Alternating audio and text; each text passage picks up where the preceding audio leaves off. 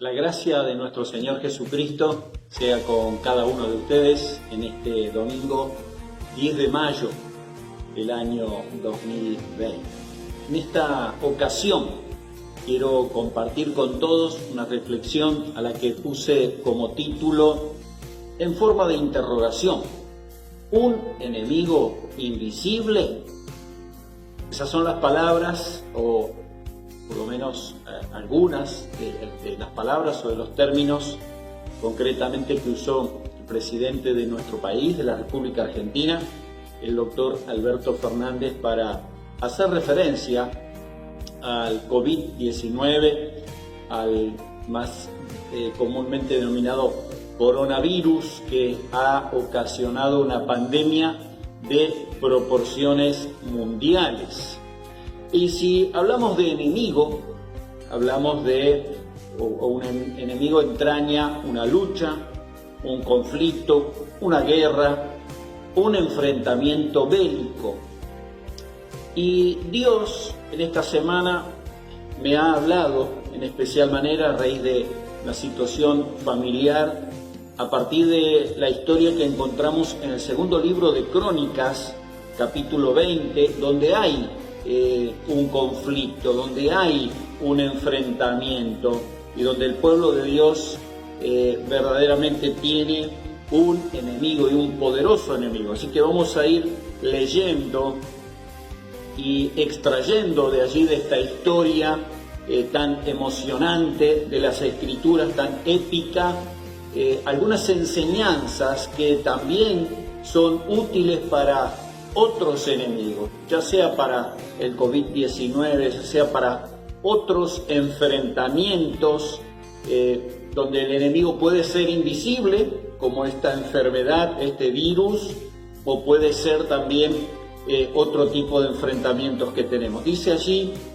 segunda de Crónicas 20, pasadas estas cosas, aconteció que los hijos de Moab y de Amón, y con ellos otros de los amonitas, vinieron contra Josafat a la guerra, y acudieron algunos y dieron aviso a Josafat diciendo: contra ti viene una gran multitud del otro lado del mar y de Siria, y he aquí están en Hazezón Tamar, que es Engán. Este fue el mensaje: una gran multitud se está movilizando, está avanzando con una estrategia, con una planificación militar.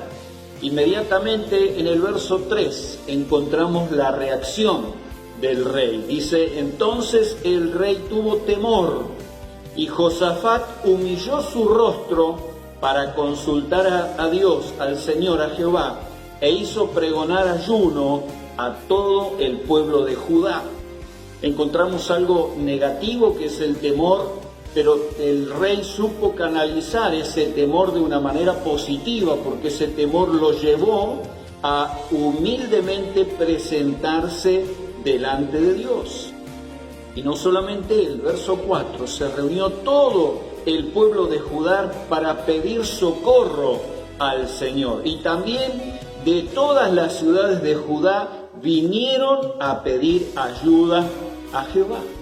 Qué maravilloso es cuando nos encontramos frente a una crisis, frente a una problemática, frente a una dificultad que pone a prueba nuestra fuerza y nuestra capacidad de respuesta, y nosotros podemos humildemente ir delante de Dios. Entonces dice que Josafat se puso en pie delante de esa asamblea compuesta por el pueblo de Judá y de Jerusalén en la casa de Jehová, delante del atrio nuevo, y allí empezó a orar el rey. Y dijo: Jehová, Dios de nuestros padres, ¿no eres tú Dios en los cielos y tienes dominio sobre todos los reinos de las naciones? ¿No está en tu mano tal fuerza y poder que no hay quien te resista? Qué hermoso concepto, amigos y hermanos en la fe, poder tener este concepto que tiene el rey Josafat. Dios tiene tanto poder que no hay nadie que le resista. Sigue orando y dice: Dios nuestro, ¿no echaste tú a los moradores de esta tierra delante de tu pueblo Israel y la diste a la descendencia de Abraham, tu amigo, para siempre. Y ellos han habitado y te han edificado en ella santuario tu nombre, diciendo, si mal viniere contra nosotros, o espada, o castigo, pestilencia, o hambre, nos presentaremos delante de esta casa y delante de ti, porque tu nombre está en esta casa. Y a causa de nuestras tribulaciones clamaremos a ti, y tú nos oirás y salvarás. Ahora pues, he aquí los hijos de Amón y de Moab y los del monte de Seir, a cuya tierra no quisiste que pasase Israel cuando venía de la tierra de Egipto, sino que se apartase de ellos y no los destruyese. He aquí ellos nos dan el pago, viniendo a arrojarnos de la heredad que tú nos diste en posesión. Quiero hacer una pequeña pausa para decir que aquí hay una tremenda riqueza en la sabiduría del rey Josafat, en la manera que encaró la intercesión. Él está intercediendo ante el trono de Dios por él mismo, por su familia, por su casa, pero también por todo su reino, por todo el pueblo sobre el cual él está gobernando. Y eligió minuciosamente, podríamos decir, una estrategia para hacer esa intercesión. Pero hoy no vamos a analizar esto, sino en términos generales, la respuesta, la reacción de este pueblo creyente en medio de una necesidad, en medio de un enemigo que se le presenta, y también después vamos a ver la respuesta de Dios. Por lo tanto, vamos a seguir. Cerramos ese paréntesis. En el verso 12, en 2 de Crónicas 20, sigue diciendo el rey en su oración, oh Dios nuestro, ¿no los juzgarás tú? Porque en nosotros no hay fuerza contra tan grande multitud que viene contra nosotros. No sabemos qué hacer, y a ti volvemos nuestros ojos. De esa manera cierra su oración. Qué tremenda valentía y humildad de un soberano, no tenemos que olvidarnos esto, de un soberano, de un rey, de la máxima autoridad de una nación, delante de su pueblo, porque no es una oración privada, en una oración de intercesión. Él está admitiendo sencillamente ante Dios, no sabemos qué hacer, no tenemos fuerza, a ti volvemos nuestros ojos. Verdaderamente tenemos que aplaudir a un soberano que ora de esta manera, pero podríamos decir lo mismo de un padre de familia, de un esposo, de alguien que tiene una empresa, de alguien que tiene personas a su cargo, y en un momento dado se da cuenta que sus fuerzas están desbordadas y tiene que acudir a Dios para decir, Señor, no sé qué hacer, y por eso vengo delante de ti. Dice a continuación el pasaje bíblico que todo Judá estaba en pie delante de Dios en ese momento, con sus niños, con sus mujeres, toda la familia, y allí estaba Jaasiel, hijo de Zacarías, hijo de Benanía, hijo de Jehiel, hijo de Matanías, levita de los hijos de Asaf, un siervo de Dios, sobre el cual vino el Espíritu de Jehová en medio de la reunión. Y dijo, es decir, tan inmediata fue la respuesta de Dios a un pueblo que con tanta celeridad y prontitud buscó su ayuda.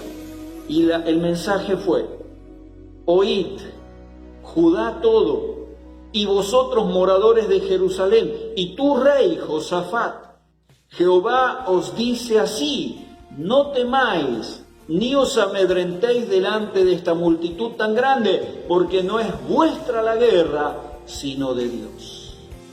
Mañana descenderéis contra ellos. He aquí que ellos subirán por la cuesta de Cis, y los hallaréis junto al arroyo, antes del desierto de Jeruel. No habrá para que peleéis vosotros en este caso. Paraos, estad quietos y ved la salvación de Jehová con vosotros. Oh Judá y Jerusalén, no temáis ni desmayéis. Palabra con la cual el Señor nos ha estado hablando en el último tiempo. No desmayen, no se rindan, no bajen los brazos, No se detengan, sigan adelante con fe.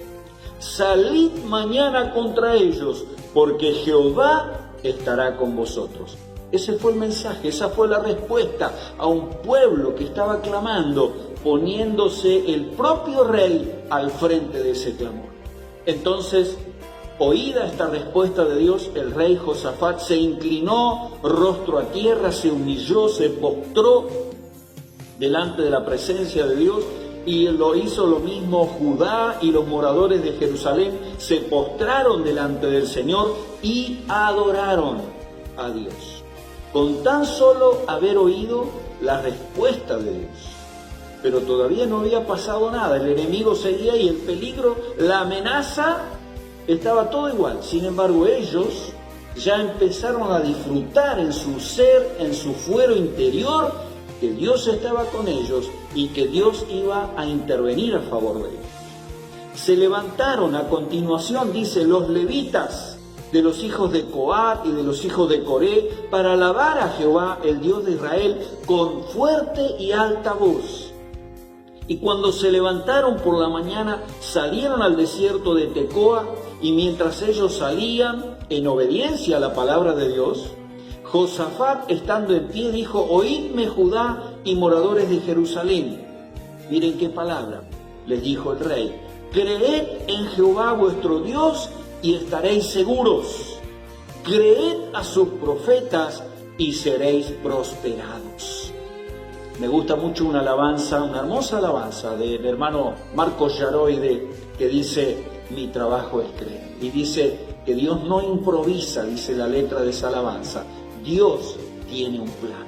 Qué maravilloso si podemos llevar a la práctica esta palabra, mis hermanos, ¿sí? Mi trabajo es creer, porque Dios no improvisa, porque Dios tiene un plan. Aquí el rey le pide eso, le ordena eso al pueblo.